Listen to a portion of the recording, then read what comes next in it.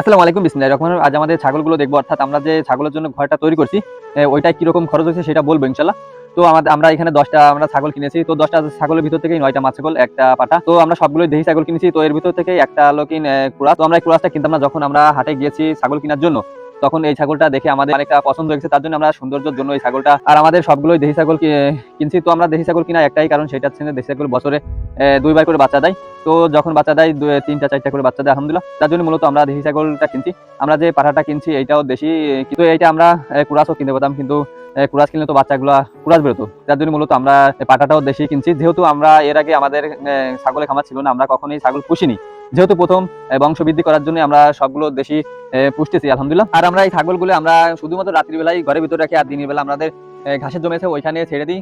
আর আপনাকে বলি যে আপনি যদি ছাগলের খামার করতে চান, যদি আপনার বাইরে যদি ছাগল ছাড়া জায়গা থাকে, ঘাসের জমি থাকে, তাহলে আপনি আপনি ছাগলের খামার করতে পারেন। যদি আপনি ইচ্ছা করেন যে আমি খামারের ভিতরে সবসময় রেখে দেবো, খেতে দেবো আমাদের খামারের ভিতরে, সেরকম যদি বাইরে কোনো জায়গা না থাকে, তাহলে কিন্তু আপনার ছাগলের খামার না করলে খুব ভালো হয়। তো আমরা যদি ঘরের ভিতরে সবসময় রাখি, এমন মানে ছাগল এমন একটা প্রাণী, কি বলবো, এটা এক জায়গায় বেঁধে পোষার জিনিস না। এক জায়গায় বেঁধে পুষলে অনেক খরচ হবে, আর এই ছাগলগুলো শুকাইতে শুকাইতে শুকিয়ে যাবে। আমাদের ছাগলগুলো আপনি দেখলে বুঝতে পারবেন যে কিরকম চেহারা, আলহামদুলিল্লাহ খুবই মোটা তাজা চেহারা আমাদের ছাগলের। যেহেতু আমাদের এই ছাগলগুলো আমাদের ঘাসের জমিতে ছাড়ি, তার জন্য ভালো চেহারা আছে আলহামদুলিল্লাহ। আর আমাদের যে চালিটা, এই চালিটা আমরা মাটি থেকে 3.5 ফিট উঁচু দিয়েছি। তো এতটা উঁচু দেওয়া লাগে না, আমরা একটু বেশি উঁচু দিয়েছি, যেটা আছে যে ছাগলের যে ময়লাটা, এইটা যেন আমরা তল থেকে ভালোভাবে পরিষ্কার করতে পারি, দুর্গন্ধ যাতে না হয়, তার জন্য আমরা একটু বেশি উঁচু দিয়েছি।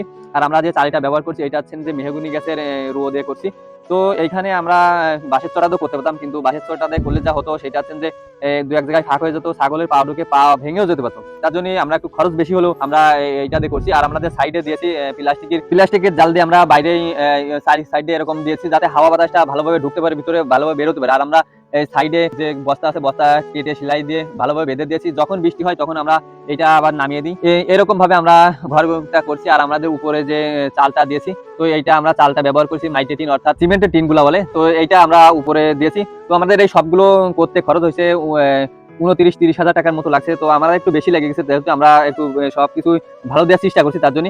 আর আমরা ওই সিমেন্টের টিন উপরে দিছি, সেটা হচ্ছে যে আমরা এখানে টিনও দিতে পারতাম, যে কোনো আর কিছু দিতে পারতাম, কিন্তু যে ঠান্ডা থাকার জন্যই আমরা মূলত সিমেন্টের টিনটা দিয়েছি। তো আমাদের একটু বেশি খরচ হয়েছে, সেটা হচ্ছে যে আমরা মিস্ত্রিদের সঙ্গে ছিলাম না, আমরা শুধুমাত্র ওনাদের দেখাই দিয়েছিলাম যে এরকম এরকম ভাবে করবেন। আমরা যদি সঙ্গে থাকতাম তাহলে একটু কম লাগতো হয়তো। আর আমাদের সেরকম সময় ছিল না, তার জন্য এরকম আমরা একটু বেশি লেগে গেছে। আর একটা বিষয় হচ্ছে যে আমরা যে ঘরটা করছি, এর ভিতরে 35টা 40টা ছাগল অনায়াসেই আমরা পুষতে পারবো ইনশাল্লাহ, আমরা সেটা আশা করি।